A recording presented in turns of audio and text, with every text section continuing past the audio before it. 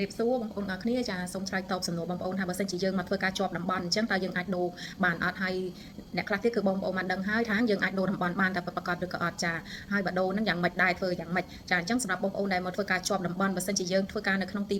មិនមែនជាទីប្រជុំជនចាយើងអាច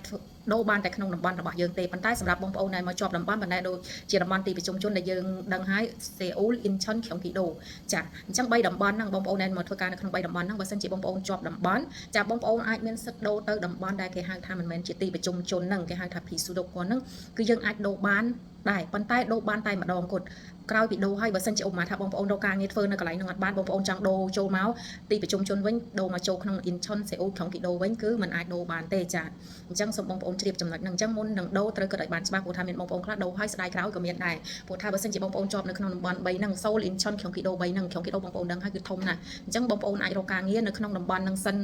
យអស់សិនទៅបើសិនជាឧបមាថារកហើយករណីថាយើងតល់មែនតើវាអត់មានកន្លែងត្រូវទៅរកឬក៏រោងចក្រដែលអាចរកបានទេអាហ្នឹងចាំយើងដូរទៅក៏បានដែរប៉ុន្តែបើសិនជាបងប្អូនដាក់ពាក្យភ្លាមហើយបងប្អូនសម្រាប់ចិត្តថាដូរភ្លាមដល់ពេលថ្ងៃក្រោយខាងនោះរកការងារបានចង់ដូរត្រឡប់មកវិញគឺដូរអត់បានទេអញ្ចឹងសូមបងប្អូនជ្រាបចំណុចនេះណាចាអរគុណច្រើនសម្រាប់បងប្អូនដែលចង់រៀបឯកសារផ្សេងៗអាចឆាតចូលពេកបានណាប៉ែនពេជ្រចិន្តាលោកស្វត់ជិនហបបកប្រាយពីគ្រូយោបល់ចាអរគុណច្រើនជម្រាបលា